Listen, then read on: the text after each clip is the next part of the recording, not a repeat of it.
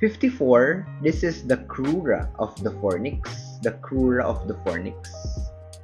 And 55 here, lateral first, this is the operculum, the operculum.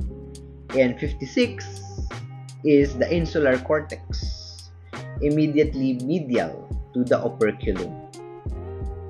Inferiorly, number 57, we encounter the cerebral peduncle, also known as the cerebral crus.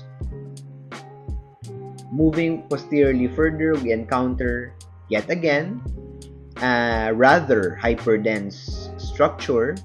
This is the pineal gland, and the pineal gland is hyperdense because of the presence of corpora arenacea. Corpora arenacea, also known as brain sand, which are essentially waste materials and debris found in the pineal gland.